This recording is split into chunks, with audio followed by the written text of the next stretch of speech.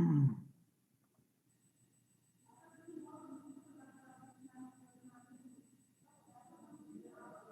morning to all. Good morning, sir. Good morning, sir. Good morning, sir. Good morning, sir. Good morning, sir.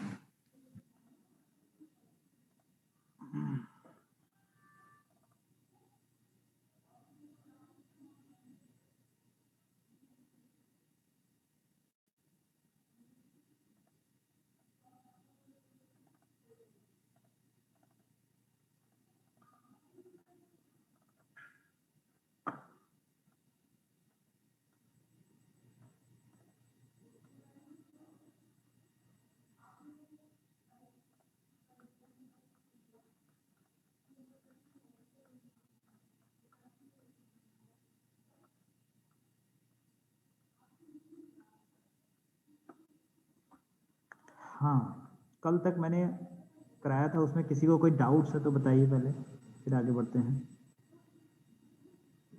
किसी को कोई परेशानी हो कल तक जो मैंने कराया हो?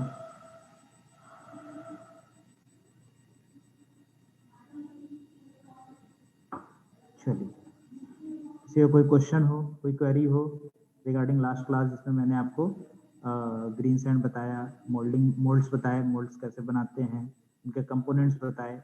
ठीक है, आज एक एक कंपोनेंट्स थोड़ा थोड़ा डिस्कस करेंगे, खास करके गेटिंग सिस्टम में जो यूज है हम उनको डिस्कस करेंगे। इतने तक में किसी को कोई दिक्कत हो तो बता दीजिए पहले। ठीक है, चलिए आगे चलते हैं। फिर आज हम बात करते हैं एलिमेंट्स ऑफ गेटिंग सिस्टम की। कल मैंने आपको जो मोल्ड्स के जो डायग्राम बताए वो ये वाले थे, जिसके अंदर आपको ये पूरा के पूरा एक कास्टिंग प्रोसेस, जो कास्टिंग बनने के जो प्रोसेस होते हैं उसके अंदर मैंने कल इसको डिस्कस किया था एक एक इक्विपमेंट के हेल्प से। अब मेनली हम क्या कहते हैं, ये हुआ मोल्ड कास्टिंग के लिए। लेकिन अगर आप बात करते हैं सिर्फ और सिर्फ गेटिंग सिस्टम के लिए कि आपका जो मोल्टेन मेटल है वो किस तरीके से कैविटी के अंदर पोर होता है, तो इस पूरे सिस्टम को यानी कि मोल्टेन मेटल को आप बेसिन पोरिंग कप से लेकर के यानी पोरिंग बेसिन से लेकर के कास्टिंग कैविटी तक जो पहुंचता है, तो उस वहां तक पहुंचने में कौन कौन से कंपोनेंट्स का यूज होता है वो चीजें हम यहाँ पे पढ़ते हैं। तो that is known as gating system, the whole system जिसमें सारे कंपोनेंट्स हो गए, कहां से पोरिंग बेसिन से लेकर के कैविटी इवन राइजर तक, क्योंकि राइजर का भी उसके अंदर हेल्प हो जाता है। तो ये तुम्हारी क्या कहलाएगी, ये कहलाएगी पूरी की पूरी गेटिंग सिस्टम। तो इसके जितने भी कंपोनेंट्स है उसको हम कहेंगे कंपोनेंट्स ऑफ गेटिंग सिस्टम। इसके अंदर क्या क्या है, सबसे पहला है पोरिंग कप, दूसरा है आपका स्प्रू, तीसरा आपका रनर, चौथा गेट, पांचवा जो कास्टिंग बनी, और छठा आपका राइजर। ये 6 कंपोनेंट जो आपका गेटिंग सिस्टम के पार्ट्स कहलाते हैं, जिसमें आप देखोगे pouring cups, basin, runner, riser, gates और स्प्रू। आप इसमें जो आपकी कास्टिंग है वो छोड़ दो, क्योंकि कास्टिंग तो हमारा फाइनल एंड प्रोडक्ट है, वो कंपोनेंट ऑफ गेटिंग सिस्टम में नहीं आएगा, बल्कि वो प्रोडक्ट के अंदर आएगा। ठीक है, तो आप उसको छोड़ सकते हैं। तो आपके ये जो 5 मेंशन है इंक्लूडिंग कास्टिंग अगर लेते हो, तो ये 6 जो चीजें हैं वो आपकी क्या है, गेटिंग सिस्टम के अंदर आती हैं। और ये गेटिंग सिस्टम ही कारण बनता है किसी भी कास्टिंग डिफेक्ट्स के अच्छा या बुरा होने का। ठीक है, आपको मैं बता दूं कि जब भी कोई भी मोल्टेन मेटल आप यहाँ से पोर करते हो, ये रनर के थ्रू, गेट्स के थ्रू अगर आपकी कैविटी के अंदर पहुंचता है, तो किस तरीके से कौन सा मोल्टेन मेटल किस स्पीड से अगर हम भेजें कि हमारा कैविटी के अंदर पूरी तरह फुलफिल हो जाए, हम अगर उसको स्लो भेजते हैं तो हो सकता है कि वो रनर के अंदर ही ठंडा हो जाए, सॉलिडिफाई हो जाए, तो क्या होगा, आपका मोल्टेन मेटल आपका कैविटी के अंदर पहुंच ही नहीं पाएगा, आप इतने स्लो स्पीड से भेजेंगे। तो ये चीजें किसके ऊपर डिपेंड करती है, ये चीजें उस मटेरियल के ऊपर डिपेंड करती है और गेटिंग सिस्टम के ऊपर डिपेंड करता है कि आपका गेटिंग सिस्टम में रनर कितना बड़ा बनाया, आपने गेटिंग सिस्टम के अंदर कौन सा मटेरियल उस रनर के अंदर यूज कर, कौन सा मोल्टन मटेरियल उस रनर के अंदर यूज कर रहे हो। ऐसा ना हो कि आपने मोल्टन मटेरियल पोरिंग कप से डाला और वो गेट तक पहुंचते पहुंचते सॉलिडिफाई हो गया, क्या होगा, आपका मटेरियल तो वैसे ही ब्लॉक हो जाएगा, कैविटी तक पहुंचेगा नहीं, वो सॉलिडिफाई हो गया, आपका कास्टिंग तो हुआ नहीं, वो तो सारे डिफेक्ट्स में आ जाएंगे। तो किस तरीके से हम गेटिंग सिस्टम का यूज करें कि हमारा जो मोल्टेन मेटल है वो कैविटी तक, यानी कि कास्टिंग बनने से पहले जो पैटर्न हटाने के बाद जो कैविटी बनी है वहां तक आसानी से पहुंच जाए।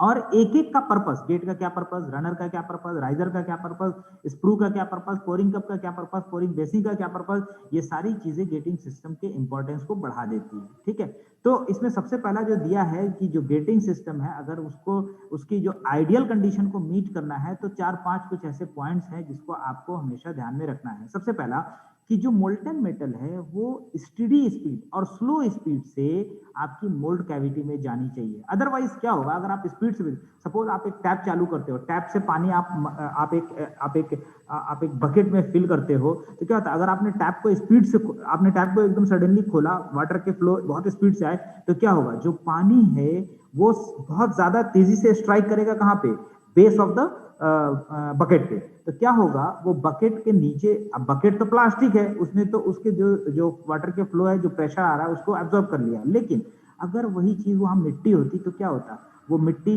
बिखर जाती।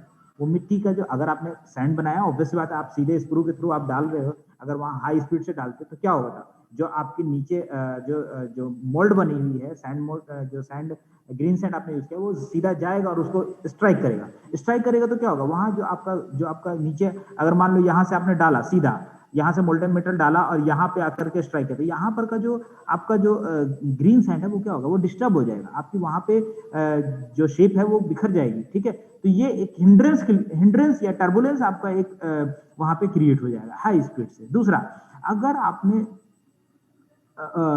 फिर इसके बाद क्या होगा, इसके बाद आपने हाई स्पीड से भेजा पानी, जब वाटर का फ्लो स्पीड होता है तो देखते हो कितने उसके फुहारे जो होते हैं, उसके कितने जो ड्रॉपलेट्स होते हैं वो इधर उधर बिखरते हैं। अगर आपका स्लो प्रेशर से पानी आएगा तो वो नीचे स्ट्राइक भी करेगा और उसकी जो फुहारे जो आपके ड्रॉपलेट्स हैं वो इधर उधर बिखरते नहीं है, वो स्टेडी चलते रहते हैं। तो वही सेम चीज यहाँ भी, अगर आपकी speed of the molten metal अगर आपकी ज्यादा होगी तो क्या होगा, जो टर्बुलेंस है उसके अंदर वो बढ़ेगा, इरोजन बढ़ेगी, हिंड्रेंस बढ़ेगा। ये सारी चीजें किसके लिए, मोल्टन मेटल के लिए, कहां से पास करने के लिए, पोरिंग बेसिन स्प्रू से लेकर के टुवर्ड्स द रनर। ठीक है, तो एक appropriate steady and low velocity का मोल्ड कैविटी के अंदर मोल्टन मेटल को पास कराना जरूरी है, आइडियल गेटिंग सिस्टम का पहला कंपोनेंट है। दूसरा, हम ऐसा करें, एक मिनट रुकिएगा,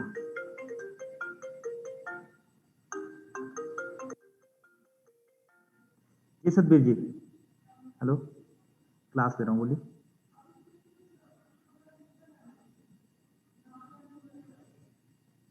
मैं क्लास लेके बोलूँ, मैम को बोलूँ मैं क्लास लेके आ रहा हूँ, ठीक है, मैं क्लास में, ठीक ठीक है, ठीक है।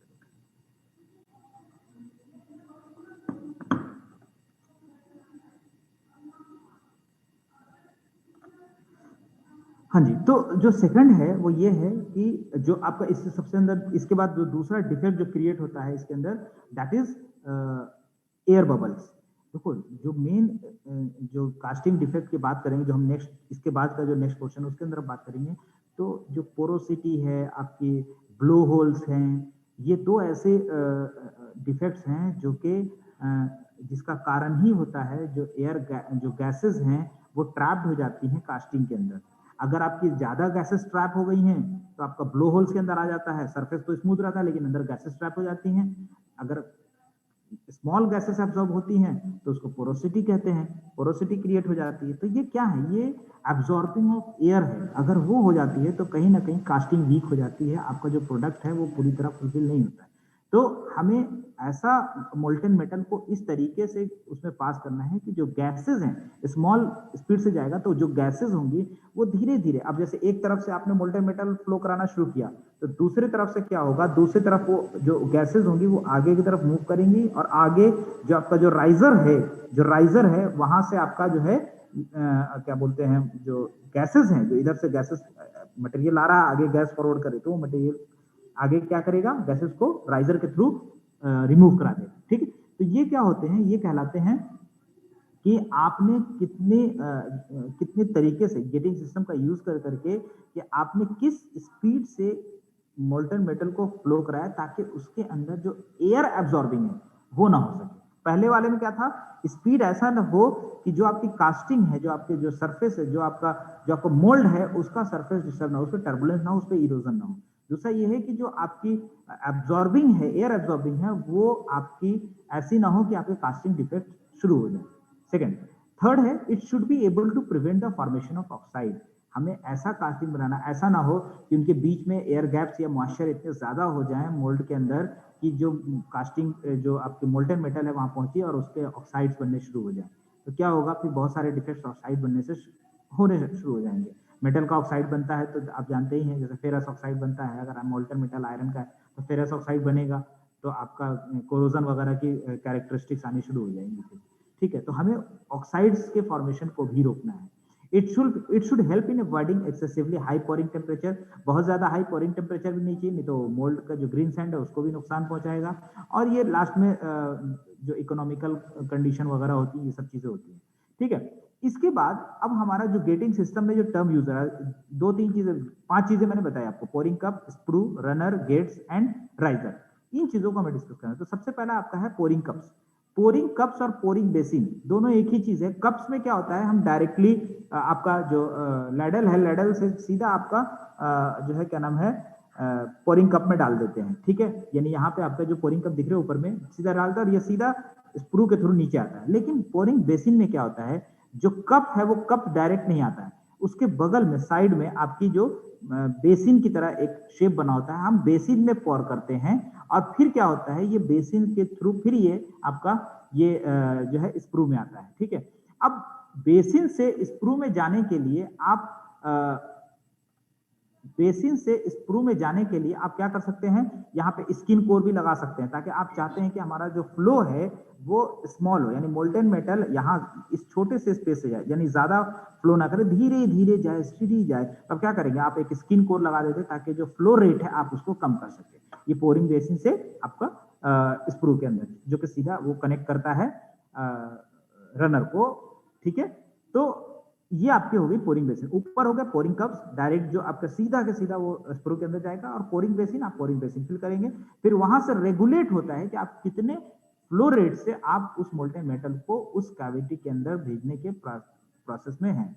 ठीक है, स्प्रू क्या है, स्प्रू एक ऐसा पार्ट है जो कि क्या करता है, जो पोरिंग बेसिन है या पोरिंग कप्स है उसको और जो रनर है उसको जोड़ने का काम करता है in the gating system. Runner क्या है, रनर स्प्रू और गेट्स जो गेट्स हैं उसको जोड़ने का काम करता है। Runner takes molten metal from the sprue. Runner क्या करता है, स्प्रू से मोल्टन मेटल को रिसीव करता है and supplies the same to the gates. वो क्या करता है, गेट को सप्लाई करता है, which in turn feed the molten metal to the casting. और वो गेट क्या करता है, वो उस मोल्टन मेटल को आगे कास्टिंग कैविटी के अंदर पहुंचा देता है। ठीक है, तो ये था आपका रनर, यानी आपके तीन पार्ट हो गए, पोरिंग कप्स या बेसिन, स्प्रू और रनर। अब आगे गेट्स। गेट्स क्या होता है, गेट्स है कि आपको किस तरीके की कास्टिंग के लिए कौन सा गेट चाहिए। अलग अलग तरीके की कास्टिंग के लिए अलग अलग तरीके के गेट्स यूज किए जाते हैं। ये बहुत इंपॉर्टेंट है, किस तरीके में किस तरीके का चाहिए। अगर मान लो मैच प्लेट है तो उसके लिए किस तरीके का गेटिंग सिस्टम चाहिए। अगर आपका सिंगल पीस पैटर्न है तो उसके लिए सिंगल पीस पैटर्न का यूज किया गया तो उसके लिए कैसे चाहिए। कोप एंड ड्रैग दोनों में अगर कैविटी है तो उसमें किस तरीके का चाहिए। तो वो डिपेंड करता है कि आपकी गेटिंग सिस्टम, आपका जो कैविटी है वो किस तरीके का बना है। कोप एंड ड्रैग में बना है, सिर्फ कोप में बना है, सिर्फ ड्रैग में बना है, मल्टीपल पैटर्न मल्टीपल कैविटी एक साथ बनी है, तो वो चीजें डिपेंड करती है। तो उसको हम कहते हैं, उसके लिए हमारा यूज होता है टाइप्स ऑफ गेटिंग सिस्टम, यानी डिफरेंट डिफरेंट टाइप से गेटिंग सिस्टम हमारे पास यूज होते हैं। तो वो कौन कौन से हैं आपका, एक है टॉप गेट, बॉटम गेट और parting line gate. Top gate का मतलब हो गया कि हमारा जो मोल्टन मेटल है वो सीधा ऊपर से, यानी कि जो कास्ट जो आपका मोल्ड बना हुआ है उसमें टॉप से सीधा आपका गेट मतलब उसके अंदर कैविटी के अंदर पोर होगा मोल्टन मेटल। ये टॉप गेट का काम है। दूसरा है आपका बॉटम गेट।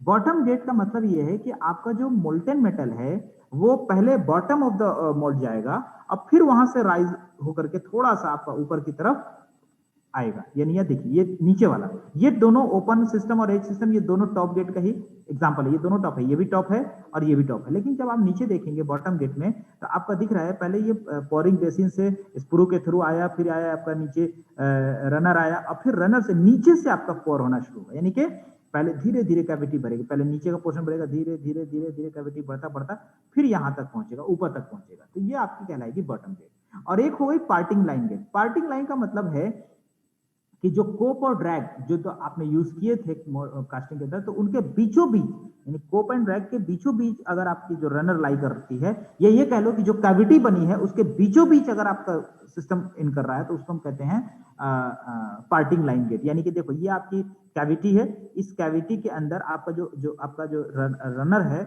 वो क्या है, बीचों बीच इसके अंदर इन कराता है मोल्टेन मेटल को, तो इसको हम कहते हैं पार्टिंग लाइन गेट। यानी इसमें टॉप से आता है, इसमें आपका बॉटम से आता है मोल्टेन मेटल, और इसमें आपका बीच जो कैविटी है उसके बीचों बीच पोर्शन से इन करता है मोल्टेन मेटल। तो ये आपकी कहलाएगा टाइप्स ऑफ गेट। जो गेटिंग सिस्टम में जो गेट है यानी फोर्थ टर्म, जो फोर्थ कंपोनेंट है गेटिंग सिस्टम का, उसकी बात कर रहे हैं, तो वो आपका है गेट, और उसके लिए ये सारे टाइप्स हैं। ठीक है, इसके बाद आता है राइजर। राइजर को हम फीडर हेड भी कहते हैं। राइजर भी तीन तरह का होता है। राइजर जो मैक्सिमम जगह पे हम लोग यूज करते हैं, कहाँ पे यूज करते हैं कि कहाँ पे मतलब राइजर को बनाया जाता है, जहां पे कैविटी होती है जस्ट उसके ऊपर राइजर को बनाया जाता है। लेकिन कई ऐसे जगहों पे यूज होता है जहां पे टॉप राइजर नहीं बल्कि ब्लाइंड राइजर और साइड राइजर भी यूज करते हैं। इसमें देखिए तीन तरह के राइजर्स दिए हुए हैं, ये जो डॉटेड लाइन और ये जो लिखे हैं ना तीन, ये हैं। ये आपकी हो गई आपकी टॉप, नीचे आपकी कैविटी है, इसके नीचे आपकी कैविटी है, कैविटी के ऊपर जैसे यहाँ कैविटी फिल हुई और आपका यहाँ मोल्ड दिखना शुरू हुआ, ऊपर भरना शुरू हुआ, तो इसको हम कहेंगे टॉप राइजर, सीधा टॉप से दिख गया।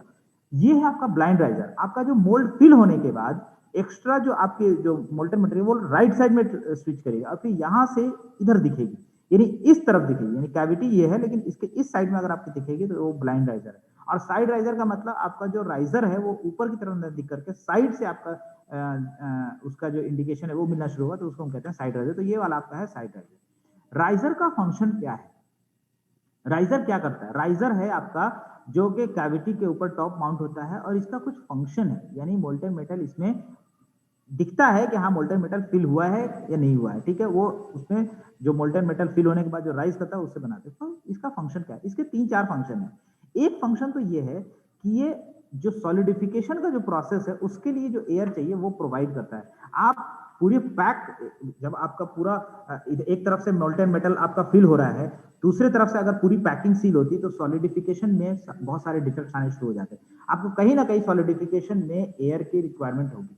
जब मोल्टेन मेटल ठंडा होगा तो उस समय ये क्या करता है, metal and alloy shrink as they cool and solidify, हमेशा वो श्रिंक होंगे। तो it creates a partial vacuum within the casting. तो इसके लिए क्या करता है, ये आपका जो वैक्यूम है वो क्रिएट करता है आपका राइजर। दूसरा, इसमें से जो गैसेस हैं, जो गैसेस वैक्यूम कैसे क्रिएट करता है आपका, जब एक तरफ से रनर के थ्रू गेटिंग सिस्टम के थ्रू आपका मोल्टेन मेटल इन कर रहा है तो जो गैसेस हैं उसके अंदर ट्रैप गैसेस हैं, वो दूसरी तरफ जो आपके मोल्ड के अंदर जो गैसेस होंगी वो राइजर के थ्रू उसको रिमूव कराएगा, आगे की तरफ फ्लो करा जाएगा और वहां से वो राइजर के थ्रू रिमूव कराएगा गैसेस को। दूसरा, तीसरा पर्पस भी है, जब आपका जो मोल्टेन मेटल आपने डालना शुरू किया तो आपको ये पता कैसे चलेगा कि वो कैविटी कब फिल हुई, उस कैविटी की कब फिल हुई, इसको भी चेक करने के लिए आप क्या करते हैं, राइजर का इस्तेमाल करते हैं। राइजर में जैसे ही आपको मोल्टेन मेटल ऊपर उठना आया, राइजर से दिखना शुरू हुआ, आप कहेंगे कि यस जो हमारी कैविटी है वो कंप्लीट फिल हो गई।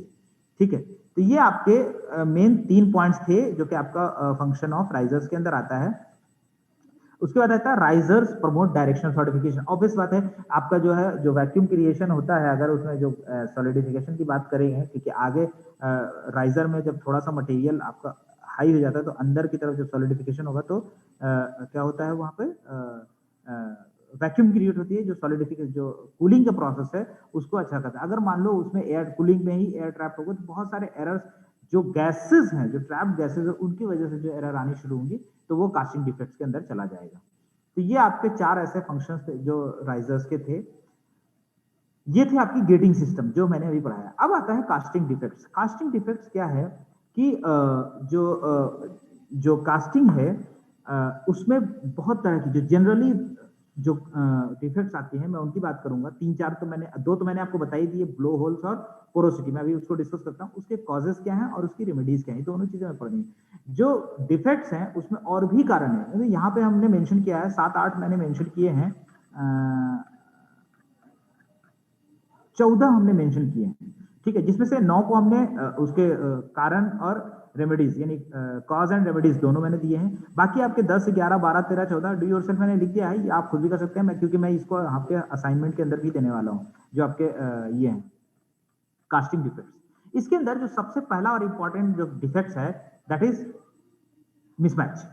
आपकी जब कोई भी कोप एंड ड्रैग अगर आप प्रॉपर तरीके से एक दूसरे पर मैच करके नहीं रखोगे तो क्या होगा, मिसमैच होगी। आपकी जो रनर है वो सही जगह पे नहीं बैठेगा, जो आपका राइजर है वो सही जगह पे नहीं बैठेगा, जो गेटिंग सिस्टम है वो खराब हो जाएगी, क्योंकि दोनों के आपने रैमिंग जो आप करते हैं, जो मैलेट वगैरह यूज कर करके आप जब ग्रीन सैंड तैयार करते हैं, मोल्ड तैयार करते हैं, तो दोनों अलग अलग पोर्शन में करते हैं। एक कोप अलग रखा रहता है, ड्रैग अलग रखा रहता है। जब उसमें से हम पैटर्न निकाल लेते हैं तब हम क्या करते हैं, तब हम उठा करके प्लेस करते हैं कोप को उसके ऊपर, ड्रैग के ऊपर, ठीक है। तो अगर वो कोप एंड ड्रैग दो पार्ट है मोल्ड का, अगर वो दोनों एक दूसरे से मिसमैच हो गया तो सबसे पहली एरर तो इससे आ जाएगी, ठीक है।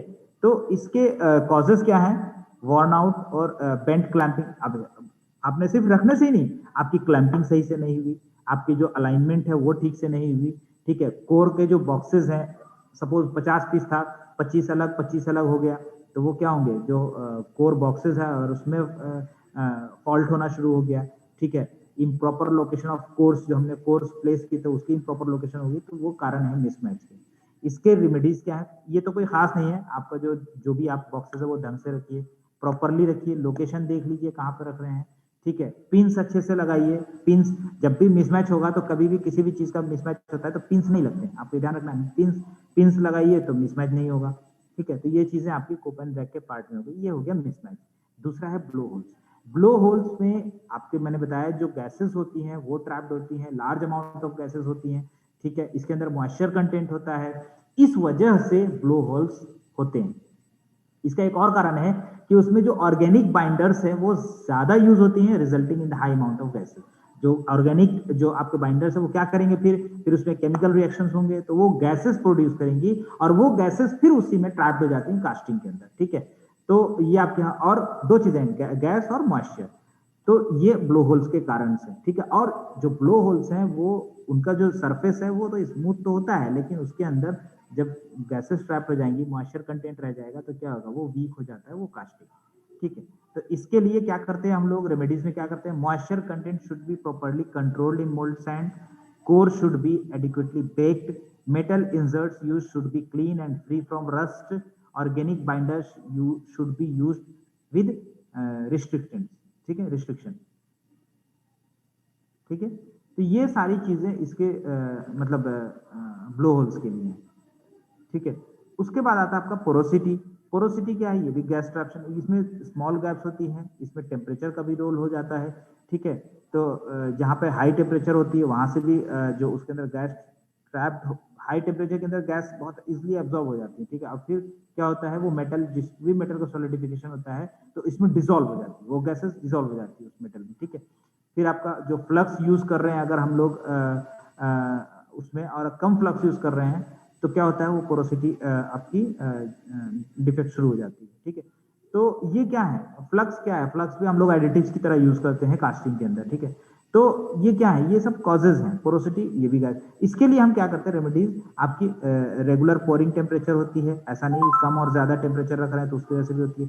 कंट्रोल मेटल कंपोजिशन होता है, ठीक है। इंक्रीज फ्लक्स प्रोपोर्शंस होते हैं, और जो मॉडिफाइंग गेटिंग एंड रिसोर्सेज, ये सारी चीजें, ये जनरल है जिसमें ये सारी चीजें आती हैं, ये आपकी पोरोसिटी हो गई।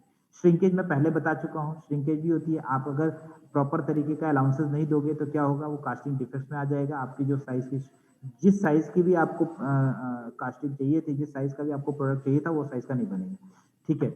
और भी श्रिंकेज के कारण आपका जो राइजर है, अगर राइजर प्रॉपर नहीं होगा तो क्या होगा, सॉलिडिफिकेशन में एरर आएगा। अभी मैंने आपको बताया राइजर होता ही है, उसका एक मेथड ही है कि वो क्या करता है, वो वैक्यूम क्रिएट करता है। तो अगर वो नहीं होगा तो जो श्रिंकेज है वो शुरू हो जाएगा, ठीक है।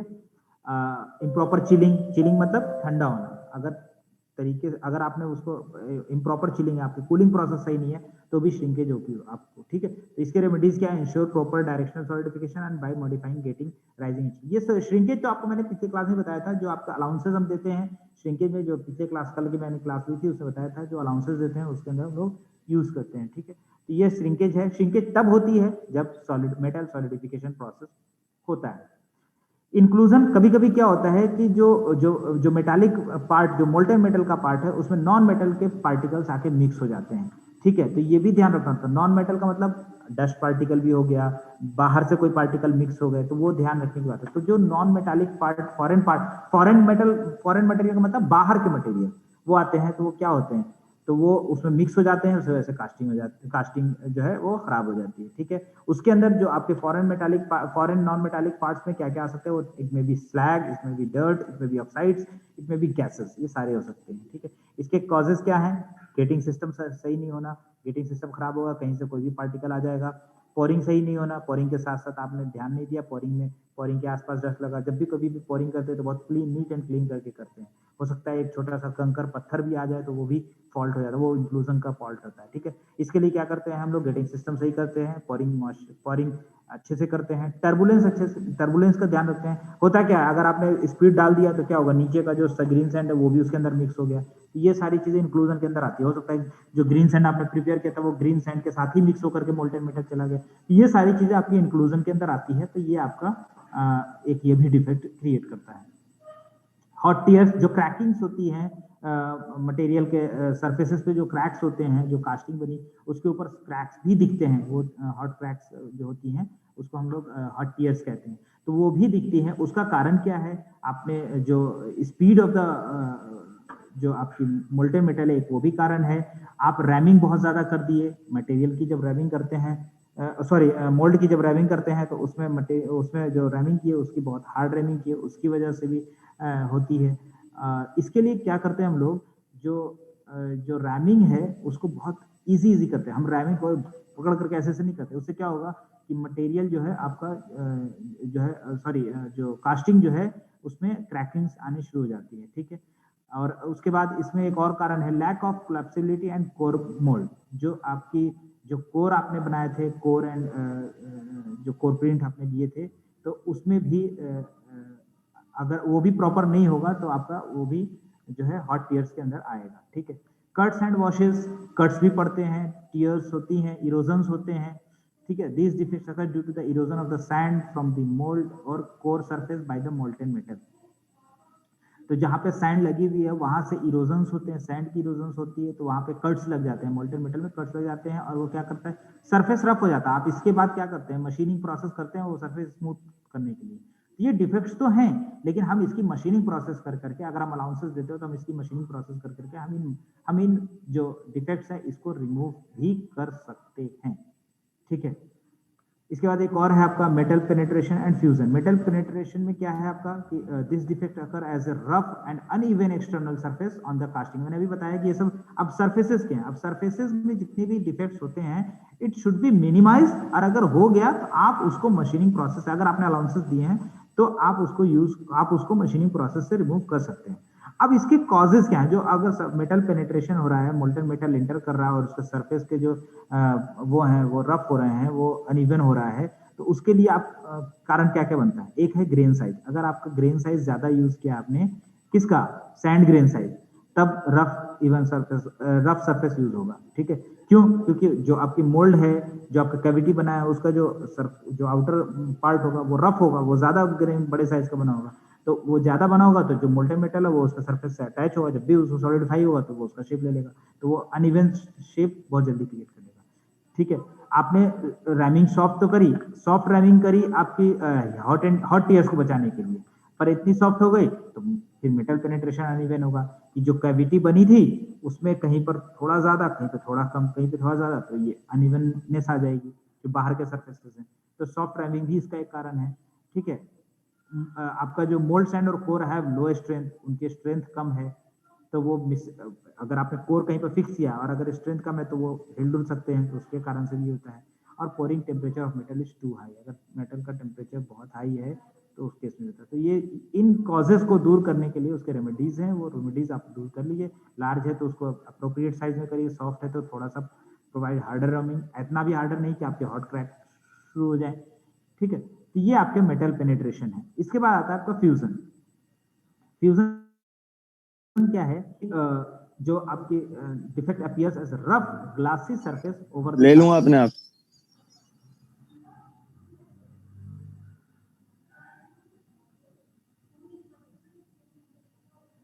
This defect appears as a rough glassy surface over the casting when molten metal enters the mold cavity. It comes in contact with the sand and the latter under the action of excessive heat of the metal melts and gets fused to the casting surface. कभी कभी क्या होता है कि जो आपकी sand है वो फ्यूज हो जाती है किसके साथ, जो क्योंकि ऑब्वियस सी बात है आपकी जब आपने पैटर्न रिमूव करी तो आसपास क्या कैविटी किस चीज की बनी, आसपास तो सैंड है। तो कभी कभी क्या होता है कि जब आपने मोल्डन मेटल भेजा तो जिस रास्ते से भेजा, जिस रास्ते से वो गया वो सब सैंड की थी, वो सैंड इसके अंदर फ्यूज हो जाती है। ठीक है, हाई टेम्परेचर भी होता है, हाई टेम्परेचर की वजह से वो मिक्स हो जाती है, पूरी तरीके से मिक्स हो जाती है।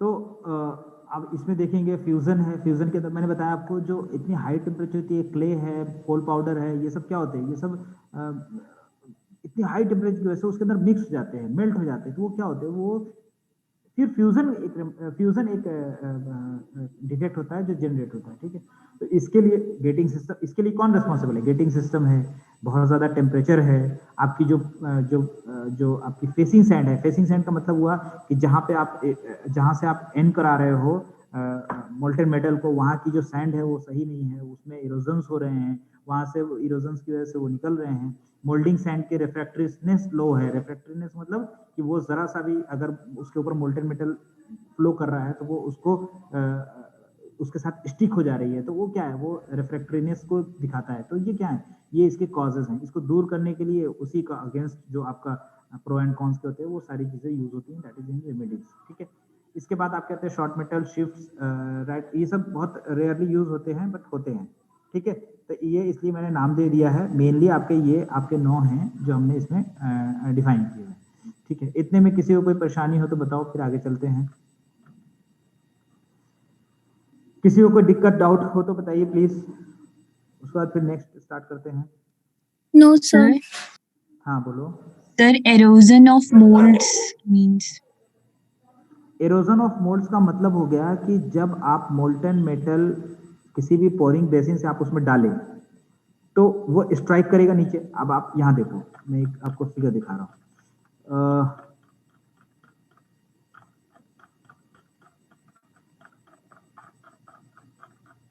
This is your mould. Okay, आपने जैसी लैडल से पोरिंग बेसिन में डाला या पोरिंग कप में डाला, पोरिंग कप में डालते ही ये क्या होगा, ये लिक्विड यहाँ सीधे नीचे इस वाले पोर्शन में आकर के स्ट्राइक करेगा, तभी तो ये गेटिंग सिस्टम से जाएगा। ठीक है, जैसे ये यहाँ पे स्ट्राइक करेगा, देन यहाँ की जो सैंड है अगर उसकी रिफ्रैक्टरीनेस ठीक नहीं होगी तो क्या होगा, वो जैसे कुछ स्पीड आएगा, ग्रेविटी तो लगी रही है मोल्टेन मेटल में, तो यहाँ जिस स्पीड से स्ट्राइक करेगा यहाँ की जो सैंड है वो क्या करेगा, उसको मतलब उसको हटाएगा, वहां से इरोजन होगा, यानी वहां से मटेरियल को रिमूव करेगा, जो आपकी सैंड है उसको रिमूव करेगा। और फिर वो रिमूव होकर कहाँ जाएगा, वो इरोजन की वजह से वो मिक्स हो जाएगा मोल्टेन मेटल में, और इसकी वजह से आपकी क्या होगी, जो कास्टिंग है वो डिफेक्ट, अगर टेम्परेचर बहुत हाई हो तो जो ये आपकी मिट्टियां हैं, जो ये सैंड है, वो क्या होगी, वो एकदम पूरी तरीके से मिक्स हो जाएगी। यही डिफेक्ट आपकी आगे चल के क्या कहला जाएगी, फ्यूजन, क्योंकि पूरी तरह मिक्स हो गई। दो कारण थे, इरोजन तो हुआ ही हुआ, और ऊपर से क्या हुआ, उसकी टेम्परेचर बहुत हाई, इसलिए वो क्या हुआ, वो उसमें मिक्स हो गया। ठीक है, समझ आया? Yes, sir. और किसी को कोई दिक्कत? डिफेक्ट्स का जो पोर्शन है ये आपके असाइनमेंट का भी पोर्शन है, असाइनमेंट में भी जाएगा, क्योंकि ये बहुत ही इंपॉर्टेंट टॉपिक है जो हमेशा एग्जाम में पूछा जाता है। कास्टिंग का सबसे इंपॉर्टेंट टॉपिक एक ये है, गेटिंग सिस्टम है, और मोल्ड्स है, ये तीन चीजें हैं, और एक कुपोला फर्नेस है जो मैं इसके बाद स्टार्ट करूंगा। कास्टिंग से अलावा वो हो गया फर्नेस। अब जो कास्टिंग का दूसरा पार्ट है, ये था कास्टिंग का पार्ट, जहां पे मोल्टेन मेटल के बाद से काम शुरू है। इसका दूसरा पार्ट है जहां पे हम मेटल को मेल्ट करते हैं, यानी फर्नेस की बात करते हैं। ठीक है, वो है चीजें। तो इसको मैं आपको उसमें दूंगा, असाइनमेंट में भी देना है मुझे, मैं इसको असाइनमेंट में भी डालूंगा। किसी को और कोई परेशानी हो तो बताओ।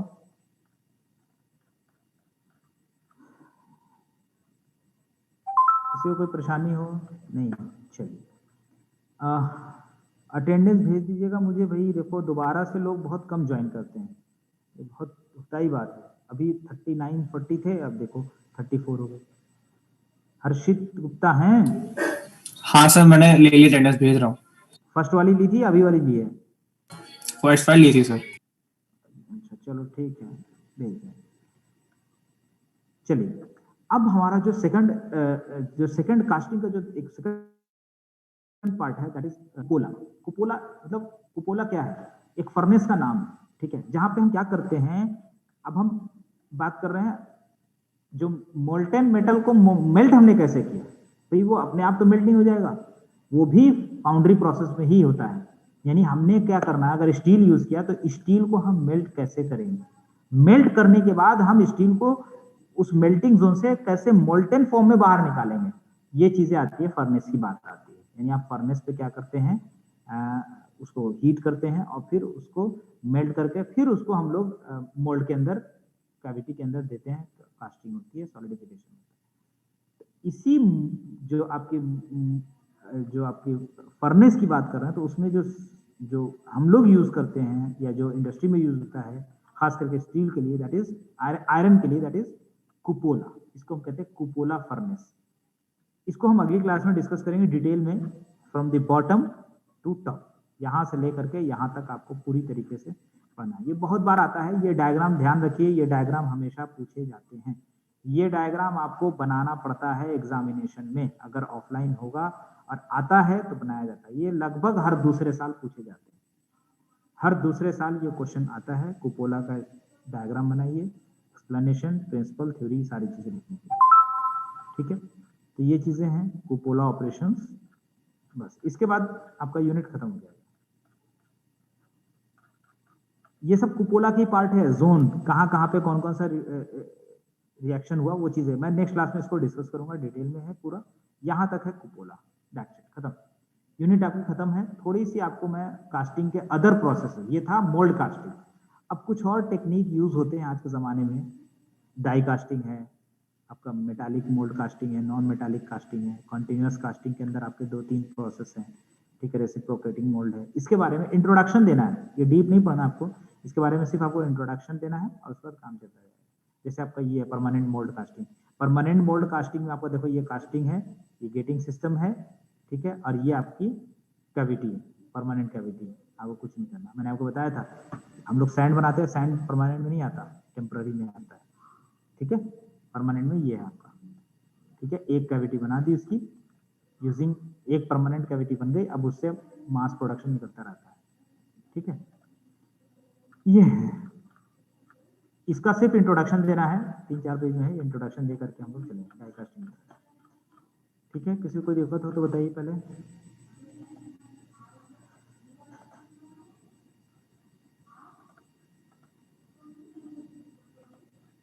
अटेंडेंस लगा ली भाई आप लोगों ने?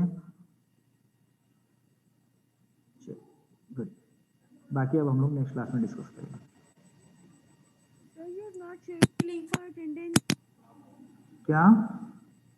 Sir, you have not shared the link for attendance. I have already shared. I have shared 3 times. What is your roll number? भी क्लास से शेयर्ड है चैट बॉक्स में. Chat box. I have shared in the chat box of Zoom class. Okay. What is your serial number? I will mark your attendance. 42, Dhriti. Okay. Okay. Your name is 42. Yes. Dhriti. I have marked your attendance. Yes, Dhriti. Okay, sir. Fine. Okay. Okay. Any question, please?